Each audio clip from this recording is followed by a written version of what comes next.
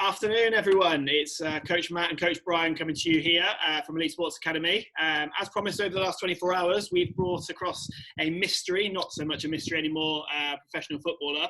And we're delighted to introduce, down at the bottom of the screen here, Robert Snodgrass, or Snoddy, as he's probably affectionately known, current West Ham United and still Scotland international footballer?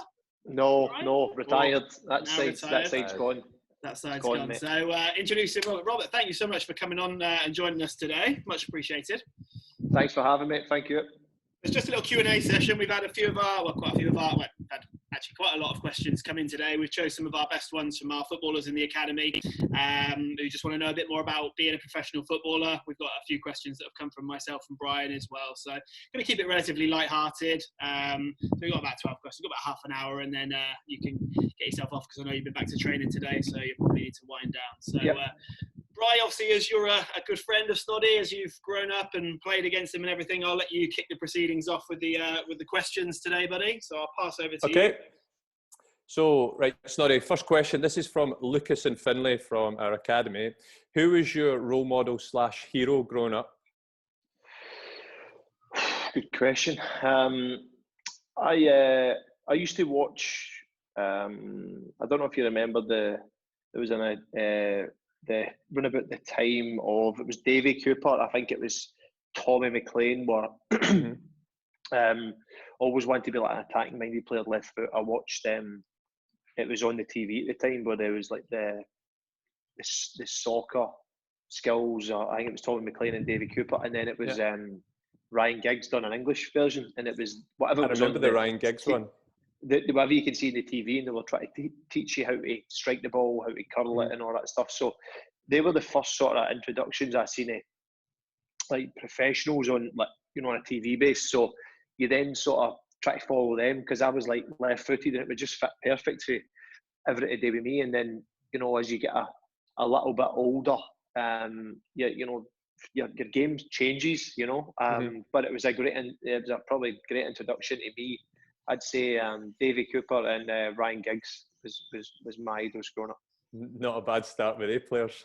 Who was yours, Brian, growing up? Because I guess you're around the same age. We're all around the same age. So who was yours? I think mine, just because I was a Rangers fan, I looked at Barry Ferguson just because he played in my position, and I was at Rangers when I was younger. So I used to just look at Barry Ferguson. But again, talk about Cooper and Giggs is, you know, standards. Top level, but Barry Ferguson, what a player as well.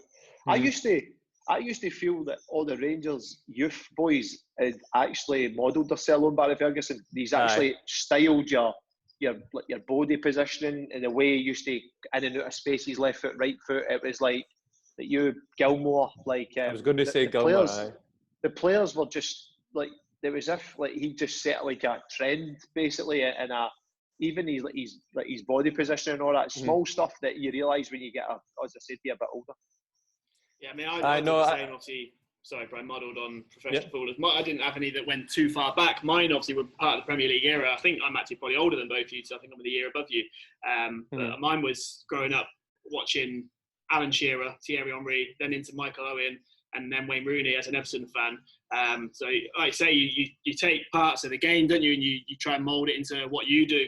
As part of your game yourself, obviously, as a striker, they're the four main players that I've always just looked at and gone, wow, absolute wow. Do you know what? I was watching Shearer last night with Neville on I think it was on Soccer Box, and he was saying about, you know, strikers, small things where I don't know if you picked up with, obviously you're saying about watching him, but he used to pull onto the worst centre half, like small things like that people don't even realise. So he said that Desai used to always say to him, "Why do you keep on pulling on my boot?" Because he said, "Well, obviously I think you're better, or whatever." Do you know what I mean? But I think obviously during their playing career, I'm never going to say that, but when they stop, like it's really good for kids to identify small things that made them better and bigger in the long term, you know. I always noticed that with Michael Owen. So I keep interrupting you, Brian.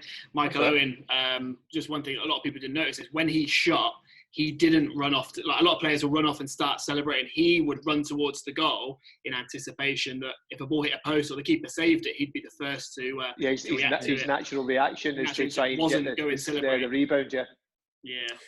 Right, so question 2. Question 1 went on for a little bit long. longer. So that's it. We've got a few academy players asking. So one that we've had quite a few questions that were very similar, but one was from Harvey. I think you coach Harvey. Harvey in under 11s, don't you, Bryan? Yep. Under 11s, yeah. He just wants to know what the day-to-day routine of a professional footballer is, sort of things that are incorporated apart from just training sessions, things like yoga, fitness, all that sort of stuff, and how long you actually spend training on a daily basis. Yeah, that's again, that's a good question. It's important questions where it's what we obviously kids inspiring to kind of go into sort of football, and what it takes is the sacrifices you make. Sort of, you're not getting home at sort of 4 or 5 o'clock most days. It's you're up at 7:30. You obviously have your kids, so try to get the balance right with your family life, and then, as I said to you, your full day revolves around how can you apply yourself at the elite level, and that's no different for anybody in any work basis, and I think that's, if you have it in yourself to kind of get a structure, it will help you along the way. So for me, a day-to-day basis would be based on you sort of get in nice and early, get your breakfast with the team, and then people sort of do their individual strength for massages or like as you say there, the yoga, or sort of core strength, getting yourself ready for training, and then we go in as a team to go in for half an hour, 45 minutes to then go, and then we'll train, and then after that it's just sort of your body needs to naturally come down for a recovery mode to then go into massages and then eat again for sort of within the hour and a half for your recovery basis, and then you can obviously get choices to go in the gym or do your own individual programs that or if you want to get back outside and take a few bag of balls and go and work on set pieces or finishing, and that's a daily routine. Everything will kind of level off work-wise in terms of the load. When it gets to Thursday, Friday, it's more tactical. Yeah, and I guess it's changed a lot since you guys started, when obviously you both were playing in Scotland, and I guess even when Snoddy, you were at Hull, obviously everything's so scientific and is all monitored by your nutritionists and everything, I guess, nowadays. And we get a lot more insight into it with programs, things like, was it Sunderland Till I Die, that's been on Netflix and stuff. So we get a lot more insight into it, but it's changed a lot in the last 10, 15 years, hasn't it? Yeah, no, it has. The game has changed it, and I'm a great believer that if you don't change, you'll be left behind, and you need to keep adapting, you need to keep moving, and it's the same with you boys, with your coaching and stuff as well. It's the kids want to keep it fresh and keep trying to engage in with them, and that's no different from the football aspect, and even to see the sort of the money that's involved in football now. So there's a constant flow of funds that are coming in to try and make the game better on how they can do it, even in a media level as well. It's everything's changing. And is it, are all, you said you had the option there to go to the gym or kick some balls around. Does all the players do it, or is there you must do? There'll be different. Brian, there'll be different structures, mate.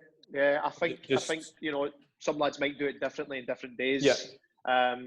Obviously, when you played, you might have thought, well, the Monday, it's all different. So, say for instance, you've had a tough game on the Saturday, and your legs are really, really tired. You maybe leave the Monday session with weights and stuff, maybe to the Tuesday, or you do an active recovery. We try to flush the rest of the lactic out your body with hard sessions in terms of weights and stuff. So it's just people's preference, really. And I think once you get right into the thick of the season, when the games maybe become like a Saturday, Tuesday basis, going into the Christmas period, it's very difficult to try and get the bigger leg sessions as such. So it might be like upper body, core strength, glute work, try to prepare you for the next day. Brilliant. Excellent. So we'll go on to a slightly different question. So your funniest moment in football, on or off the pitch? Keep it clean. You got?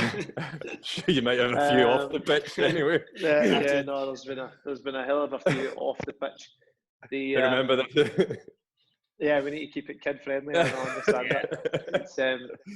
No, listen, there's a think, you know, for the kids involved in Inspired by Footballers, there's loads of pranks and there's loads of different things, you know. Is there pranks in the dressing room that you all the time? I imagine you're a part of it, to be honest with you. Oh, I love it. And listen, we can tie this in with question 11, which was which players you currently play with who have the best jokes and banter. That was question 11, so we can tie these two together, I guess. Yeah. There's loads of different players that I've played with throughout the years. So I would say that that I've got that element, but one of the funniest ones was we came in I was at Aston Villa at the time, and he came in and one of the lads knew I had to do like I think it was like a recovery session or something like that, so I needed my running trainers.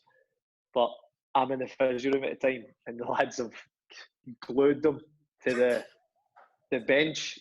So I've come in, and I've honestly, I don't know how it's worked, but I've tried to pull it as hard. I don't know why, but I've tried to grab them at force. I swear my shoulder really popped out, but all the lads had cameras and all that were about, and it was like, honestly, I swear my shoulder really popped out. So you get a lot of small things like that. It's like, you know, like cutting people's, like the toes of people's socks or their feet, like come through, like things like that. Like, there's a lot of jokes and stuff that go on behind the scenes. Well, you always hear little stories. That's the only one you could probably tell. It just sounds like things could escalate. There was that story that I think it came out of Stoke, wasn't there, with a severed animal's head and a smashed car. I'm not going to go too much into it with obviously things that are good and bad in Dubai, but little stories. West Ham actually came over here. I don't know if you were part of the training trip about 3 years ago. Train at Sport City, and Mark Noble came across as a bit of a character who'd be central to that in the West Ham team. He was a right character. He spent a bit of time with us. We came and watched. He doesn't stop. He's just constant, and he's probably one of the partners in crime that I would probably be involved with in terms of trying to wind the lads up and stuff. You know, it's just experienced pros in it. Try to just keep the banter going. They've been brought up like that, and it's absolutely. But you need that though. That's like back in the day. That's just what the dressing rooms are like as well. Wasn't it, for footballers? Yeah. Absolutely. Of course. Listen, the foreign players as well. They like a bit of banter. It's just that, because obviously we ask the questions. Is that what happens in Brazil or Spain or whatever? And it's exactly the same stuff. So it's you're spot on, mate. That's exactly what happens. You need that. Went delve as far as a story along the lines of what Maradona maybe would have been up to in his days and stuff, but. You know, good answers for a relatively kid-friendly showing here. So, next question, and I'm sure there will be a lot that would potentially spring to mind, was who is the best player you've ever played against or with? Against? Could be against. Played against Neymar for Scotland v Brazil, and he was special. But for me right now is Kevin De Bruyne. Kevin De Bruyne is what a player. A different level just now. He's playing with elite level players as well that, you know, they're on his sort of wavelength. And he's, for me, I think he's the best player in the Premier League just now. So I'll need to say De Bruyne. Playing against him firsthand and what he's done to his sort of at club level and how he's punished us at international level, playing against him in Scotland as well is, you know, he's incredible. I know you wouldn't have played against Beckham, but do you think he's got a better right foot than Beckham? I think he's right up there. It's hard to compare. It's different generations or stats and assists or whatever. They're playing with different players and stuff, you know. And I think players like De Bruyne, it's not just his right foot. It's everything. He's got his left foot. His strength, the physicality is he strong? Is incredible. Is he strong? That's a thing that they don't talk about. Unbelievable. He doesn't honestly. He looks strong. No, he's very good, but he's a strong lad, and he's constantly thinking. You know what I like about top players when you sort of get to rub shoulders with them, like they never allow themselves to be picked up. But that's more as well as your manager. The manager knows how to get the best out of their top players by never allow them to be man marked or picked up, because you know the positions the others that constantly keep you thinking. And the best thing about Man City, I pay them a compliment, they never ever play in front of you, so you can only press what you see. They're always behind you, so they play in little pockets behind, and you constantly you think if he's going to find the man that's in there, and a centre half or fullbacks, they don't want to go into the number 10 fake 10s and wingers coming into that little position where it's a nightmare who gets them, who picks them up. So when you see Man United, when you see Man City, they're always in it's like 3 number 10s as such. They never play with a striker up against you, but as a back four, you're in a line. How can you defend them? I'm in a good line here, but you don't want to be the one in the back four. And listen, Guardiola, he knows this stuff. He constantly in the mind of opposition teams on what way you play, and it's there's always the cliche: do we go and press? Do we go and try and get in the face, or do we sit back and still beat you? But it's I think you just need to be very, very cute and clever in your approach to it. And probably, is that the best team you've played against then, as well as player? Yeah, I'd probably, they're the best. Liverpool are, in terms of athleticism and fitness and pace and stuff, they're right up there. They're probably the best I've played against in that level. France when before the World Cup, I think when they won that, we played against them as well. They were special. But I'd say Man City are, they're top level. Excellent. Right, so we'll go from best to worst. So who would be your worst player you've played with? And you can say let's say worst player you've played against. I can't. Listen, mate. I actually can't say me. Listen. We're in isolation right now. If I'm sitting naming names, I'm going to put people's mindset. I can't answer that. I was looking at that question thinking, The reason I asked it, Bryan, was I was watching Sky Sports News the other day, and Matt Le Tissier was talking about the time that they'd signed that player on somebody's cousin on a recommendation, and he actually got on and played, and they said he was Sunday League standard, but they had no other options, and he came on, and I think he got roped off after about 10 minutes, and he was just like... I've never had that situation where it's like the recruitment's really been... it's been great, to be honest with you, in terms of the clubs I've been at. It's you've got to think when I was at sort of Leeds in the Championship, such we're heading for promotion. So if the recruitment's wrong, then it'll be it might be a vital point. And then there's times when I've been at teams where we're fighting relegation, and there's like multi-million pounds at stake. So your recruitment needs to be spot on at all levels. Yeah, of course. Looking at that question, I think we'll just try it. We'll see if we can get him. You don't get there might be somebody who wanted to dig out. You don't get for being a bad player. Well, that's true. Premier League for being a bad player, no chance, no way. That's true, very true.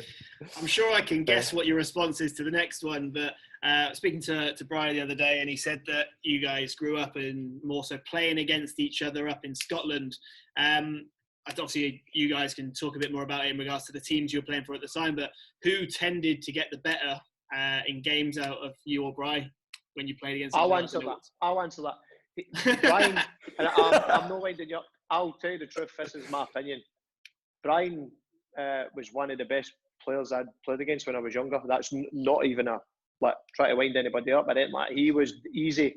One of the best players. Should have played a lot higher. He knows that himself. An incredible talent. Even though, I don't know if you remember this far back, Hodgie, but our Livingston team, we beat Bryan's team 6-1. And you said a lot of the top talent at the time. I think we had you said some great players. I think we had 5 out of, I think there was maybe 5 or 6 in the Scotland starting 11 from that Rangers team. Gilmore, Aggie, Callum, John Johnston, myself.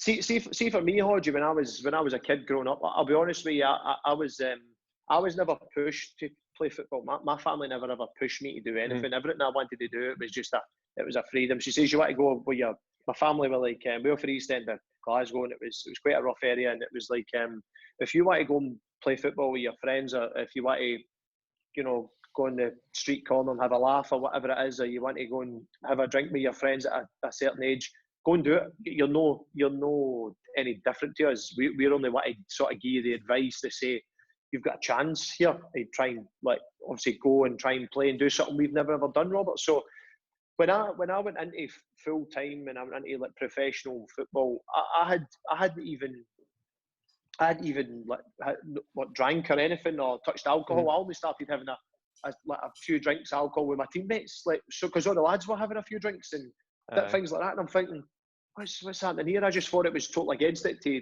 play and even try and get a chance to play at that level, but it wasn't sort of the case for me. So when I was probably rubbing shoulders with you lads, all I wanted to do was just have a laugh. All I wanted to do was just enjoy it, just try and wind people up. And just say, when the football stuff happens, just be as a team and we win together, we lose as a team. But there's a hell of a lot more than that. That's why I didn't say I made a mistake. I was making mistakes wrong. I didn't have the advice from about me to try and say what it was. And that's what they tried to teach you from an early age. Yourself in Scotland, there's a lot of discipline involved. You need to wear black boots and when you're a kid, and there's a lot of stuff. So to say learning, I was probably a late developer in terms I would have said that you were late in terms of, because you didn't start going in the Scotland team till a little bit later in your teens, wasn't it? I was a bit later, but it was weird because John McKenna was John for Blackburn, and he was like, Rob, like I want to take you to Blackburn. I was like, not a chance. Like, I'm not moving away from my family, and there's no way I'm not doing that. And then, like, I was at Rangers at the time.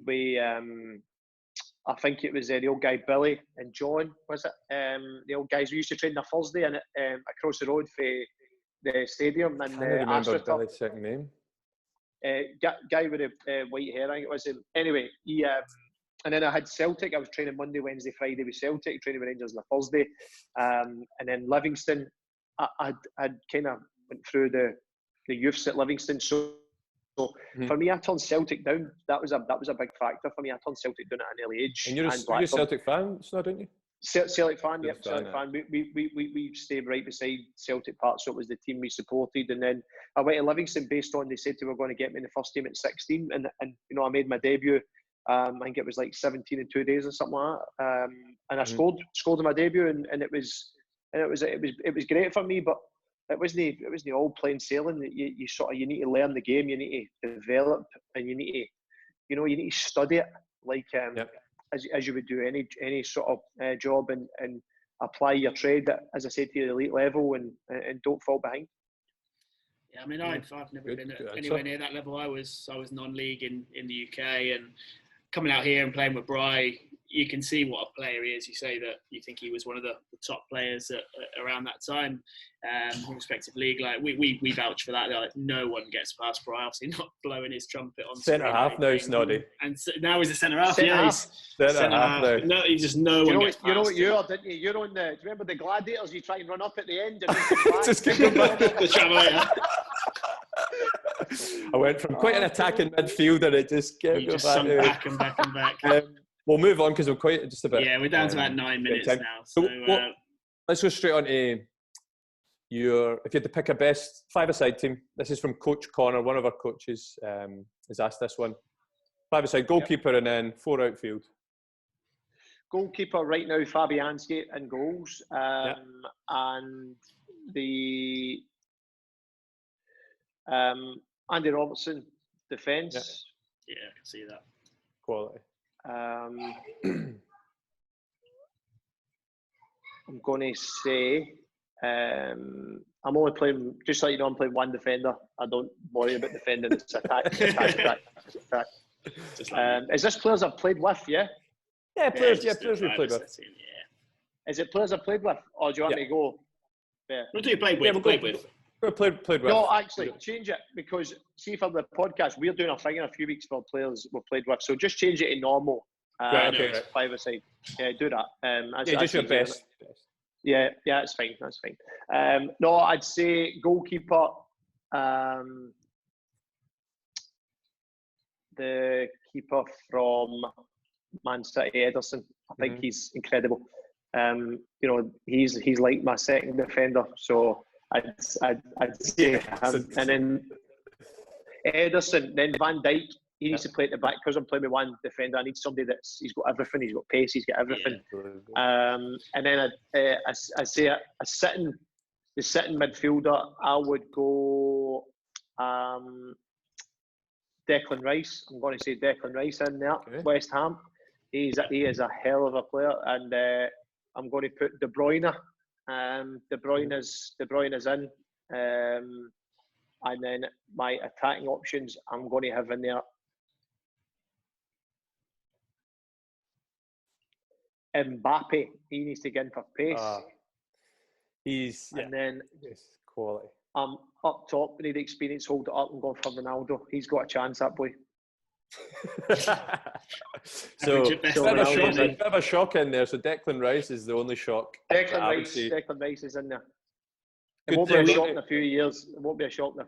We've talked a bit about him. So as part of Elite, obviously our academy here, we're now partnered with the West Ham Foundation. So we've been doing a lot of work with the West Ham Foundation's coaches coming over.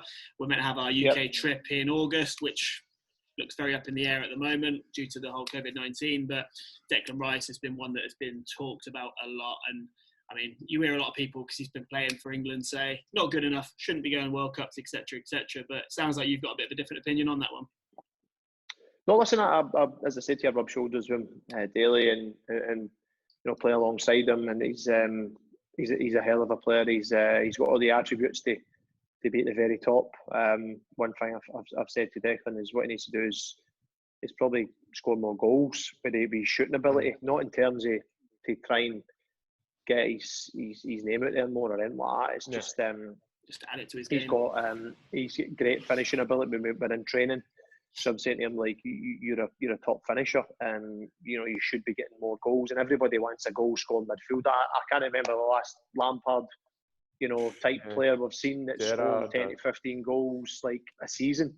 There isn't many, to be honest. So I think it's a thing he needs to add to the game, but he's got all the attributes and the physicality and the mental toughness to deal with it, really. Two last quick questions before time expires. One was, and I'm sure obviously you'll have probably good words to say about him, but who's the best manager you've played under? I'm sure obviously you've got to mention Moisey. David Moyes. Listen, David Moyes has got him and Stratton and Steve Bruce have got a lot of the traits that when you get into sort of management. It's what I've been kind of brought up on, the morals and the discipline and the way you sort of want to approach games and the attention to detail for David Moyes, the man management, and then Stratton's sort out his own in terms of the way kind of just off the cuff just comes up with something great, So those three managers, and Pellegrini, the level he's been at as well is special in learning. It's different.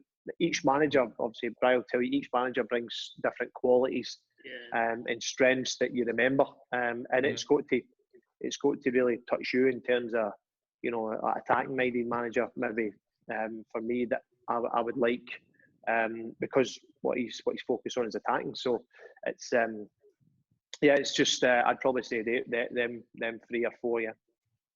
One last one before we go. Got about 3.5 minutes left. This is a final question from quite a lot of our kids: Jerome, Harrison, Oliver, Philip, Florian. What advice would you give to help young developing footballers who obviously aspiring to be professionals? What advice would you give them? Listen, my advice is quite plain and simple. I think you need to approach each day believing that you become a better person, not just as a player, but a better person. You're a role model off the part as well as on it. There's an application and a desire to become better than the day before. And what you do is when you do that, your teammates will then start to see you becoming better off the part and on the part, and then fully develop. And if you don't make it, I would love for all your kids to go and have a great career. But if you don't make it, you're in a better place morally and mentally to try and approach any obstacle that comes your way, and no matter what you go into next. So, listen, just don't leave any stone unturned, and try and have a level of discipline and routine and structure in your own mind. And the thing is that we're constantly playing challenges with ourselves. And if we can then, keep hitting those little targets ourselves with doing a daily routine, a structure, it can help you in any workplace. Fantastic. Superb. It's about what we've got from the guys, wasn't it? There, Bryan.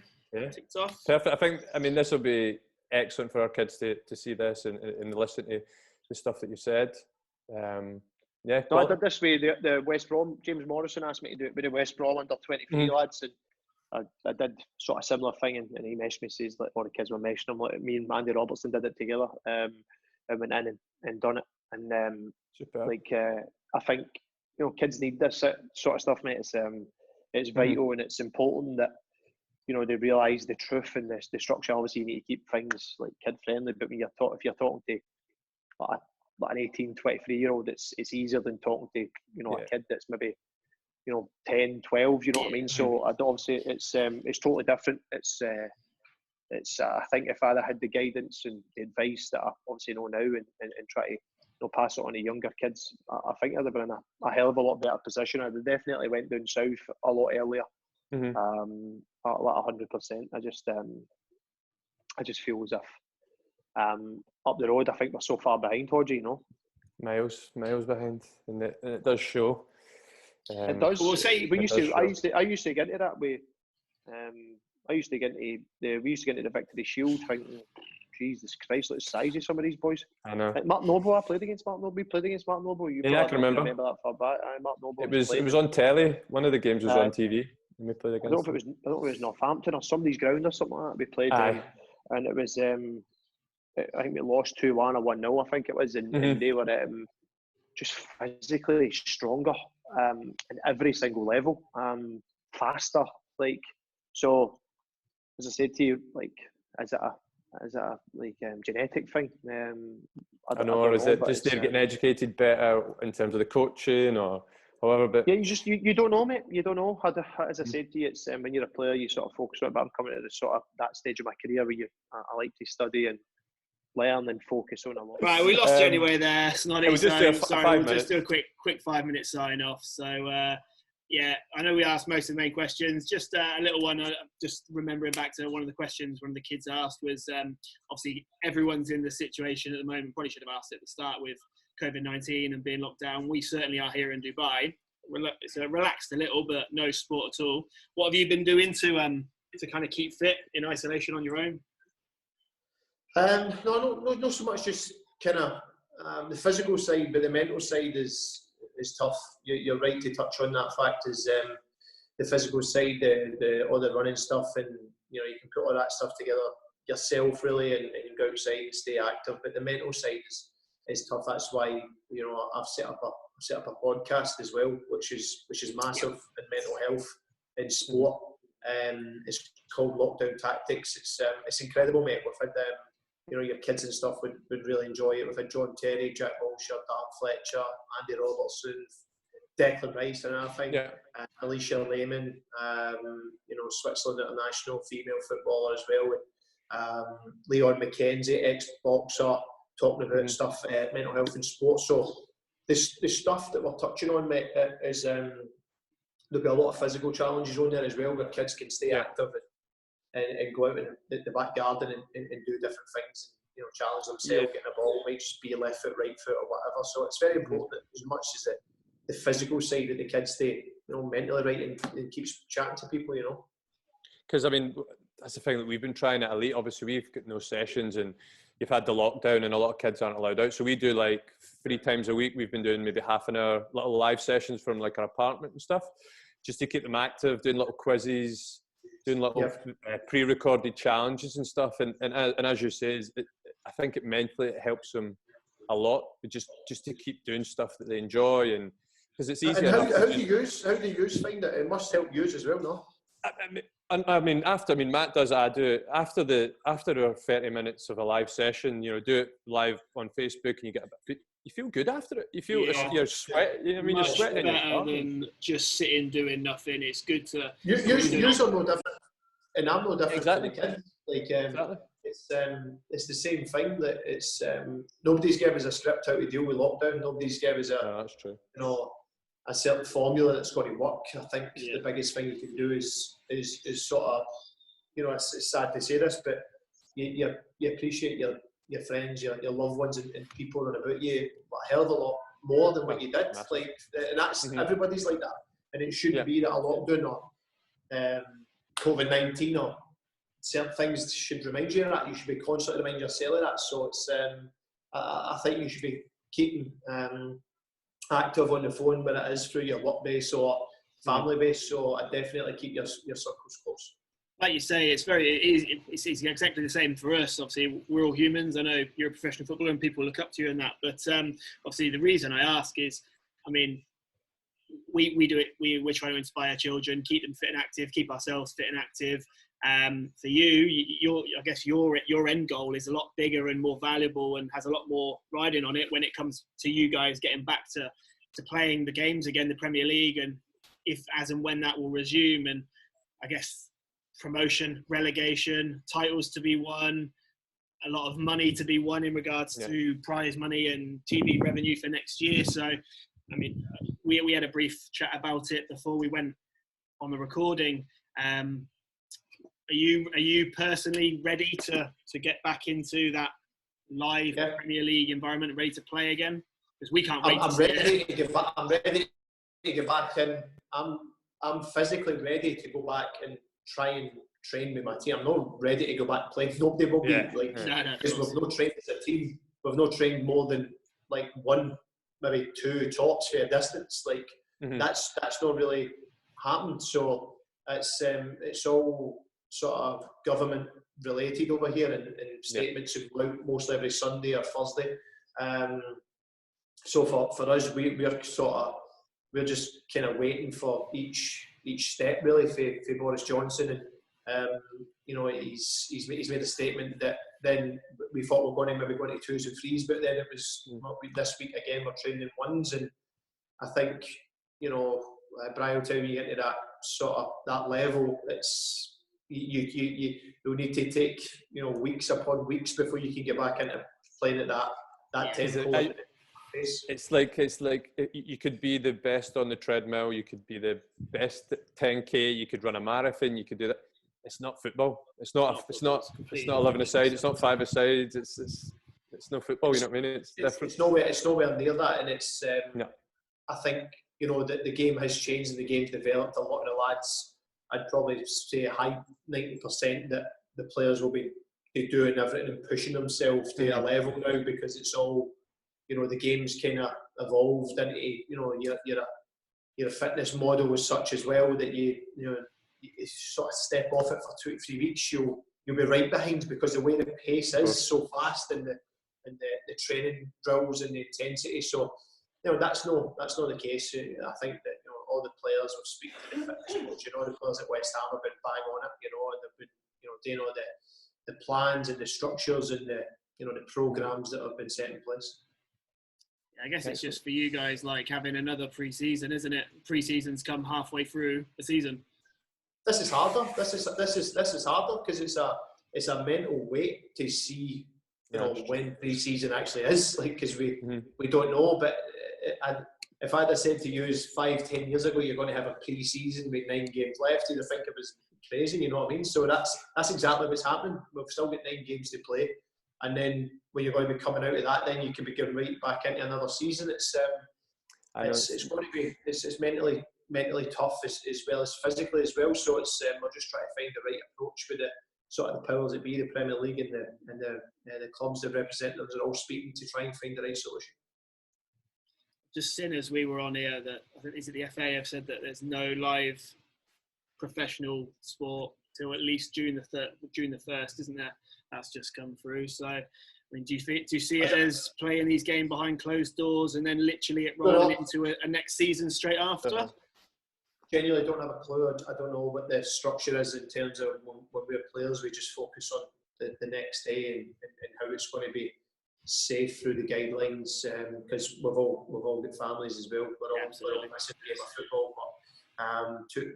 But three ushers for my wedding, they've lost their dads with, so it's it's difficult, mate. It's so hard. I don't think people understand it. If they're not in touch with the virus and their families, then it's a devastating process, losing people. But then the process, you actually the funeral and stuff, is very, very difficult, and it's one that Once you have been touched, it's like, it's serious stuff. It's life or death. So you can't be, we're all missing football, but you can't take an approach that, because you're missing football, you want to put other people in of course, you don't want to put, because then you can affect other people. The players, it's all down to, as I say to you, sticking to the structures that have been set in place, and as I say to you, that changes every week. And the thing is, it's similar. Like, I know it's a different scale, but we're the same over here. We are desperate to get back coaching. We're desperate to get the kids playing. We're desperate to do this, do that. But we don't, we can't do it until the government tells us, and we don't want to do it if it's going to put people in danger of, getting, And for us here as well, we're at the spike at the moment, aren't we? We were relatively cushy, if you will, in regards to the numbers. Obviously, there were cases and low-level numbers of deaths, but since in the last 3 weeks, for one reason or another, I'm not going to delve into why the numbers may have spiked, but they have just gone bang here. So that's the thing. It's like different countries are going through different procedures, and the German. One thing I think that maybe the Premier League are looking at is the German League has been the first to kind of go back. So we need to see how that goes. See how that goes, and no doubt that they'll be in touch and try to find the best solution. The Premier League's a $1 billion industry. It's not going to take any sort of shortcuts. It'll be right, and when the time's right, we can all be back playing the game we love. Yeah, Snoddy, so on. Well, do you want to? Will we call it there? We don't want to take too much of Snoddy's time up. Sorry, I'm not going anywhere anyway. I was just going to say, again, watching Sky Sports News yesterday, and they were talking about the German league, and they're saying it's good that the German league, the Premier League, and other leagues will probably use it as a bit of a pilot to see what they're doing. But on the same day as well, I think the day after the German league confirms, was it Dynamo Dresden then had a couple of their players hit with coronavirus, and it's just like it throws everything up, doesn't it? One thing can throw up. Brighton have had I think players. Listen, you're going to. It's mad, isn't it? Let's hope that everybody's safe and well, and they'll be looking at all those factors as well, to be honest. And I think it's it's like a war, but you can't see the enemy. If you don't know where the virus is, or what it's doing, you can only try and stick to the guidelines to try and make sure that you're not causing a spread. But within the building, there'll need to be sort of tests and stuff set in place for every workplace, really, to try and keep narrowing the numbers down, which is, as I say, it's a focus for everybody. Yeah, of course. We'll wrap that up, because obviously I'm sure everyone's sick of talking about coronavirus for the last 3 months or so. I know. It's everywhere you see, everywhere you look, isn't it? Everywhere. Every channel you go to, it's just like. And it'll be the same when we come out of it as well. The first thing will be, how have you been? And people will still talk about it. So I don't like to talk about it. It's a negative thing. So like I say, it's trying to eradicate. So what is it you're doing there? What is it? How many age groups is it you've got? How many? What, we from age 4? Yeah, so we start at 3-4-year-olds up to under 18s. We've got 1,500 children in the academy. So it's a big deal. It's a lot of kids who we coach on a weekly basis. We're just trying to really outreach to them still through, as we've talked about, the live coaching videos at the moment. Some make it's difficult. Some people can't necessarily do it in the apartment. Children have still got to do their homeschooling as well. But we're just trying to do all we can free of charge to. What's your sort of? How do you run it? Is it fundraise based, or what? How is it? Is it government backed, or what is it? No, it's all parent funded. Dubai is a wealthy place at the best of times, and I mean, everything out here, you've got every sport available under the sun here. If it's football, it's swimming, it's cricket, it's hockey. There's an academy for everything. So we're just doing our. You get direct links into the clubs and that there. More so now. It was never. That would past. be a big factor, definitely, because you want to tell the success stories, don't you, for where you've put the lads in and what you've done, and then it makes it better, for more appealing for the parents and stuff. Yeah, I think in the past though it was the pro clubs could only be players from the UAE, but in the last year and a half that has loosened up. So there is more of a link from academies into the pro clubs now. We're some of our select, our higher level squads are playing against the pro academies in Saturday League football from this year, which has been really good. Really testing the kids in our academy. We've got some very, very, very promising players, haven't we, Bryan? Obviously, you coach over it. Yeah, there's some good players. Ranches. I coach more at Horizon. We've got 3 areas of our squads and a really good developmental pathway for the guys. Is it a bit? I could speak to both of you about it. It's a bit different to what you guys had in Scotland, isn't it? Obviously, I guess you didn't have so much an academy like Elite. It was, you probably went straight into pro academies, both of you. Yeah, both. Yeah, pretty much. Because we what we do, Snoddy, is we obviously work with a lot of the schools. So we take kids straight after school. So we work with the schools, and then we use their venues to use our squads and stuff like that. So we are. You don't really get that in the UK, do you? As much. No, in terms of a different model. I think that would be a big factor though. If we did do that, like almost forcing kids into playing it longer, or it's one of the biggest things you see over in the UK is no ball games, isn't it? It's like it's massive. Like that's a big thing that you're trying to encourage kids to play sport, but then there's different elements stopping them. You know what I mean? So there's I think there just needs to be, but what you're doing is incredible. It's brilliant. Like hearing stuff like that, and getting kids involved and getting kids active. I think it's the amount of success stories you hear for kids coming through academies, and it's just teaching them little things and little finer details when obviously the 2 years have played, so you understand it. So it's I think it's challenging the kids and sort of seeing how they are mindset, and it's getting kids off the iPads and computers and stuff. Yeah, so that's absolutely. That's the most important thing, Yeah, and I mean, and the thing is for us as well. Yeah, it's like we're talking about Fortnite. The kids are in lockdown. You were talking about it. The kids finish their schoolwork in an hour. They're on Fortnite, and that's again why we're trying to put these videos on, and especially now we're coming into the summer, so it's hot outside in Dubai. So we're trying to get as much sport. We can do it in the apartments, do it in the air conditioned. So it's just to get them active. As you say, this evening, Bryan. Lovely this evening. Glorious weather out here. I'm going to go for a run, I reckon. Not too hot tonight. Just the 40 degrees. Just the 40 degrees. Do you get back home, Hodgie? No? Do you get back home? Or have you...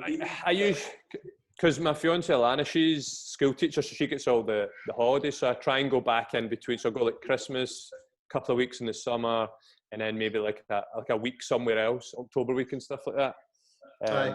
But obviously at the moment it's kind of up in the air. Obviously, is your missus Scottish?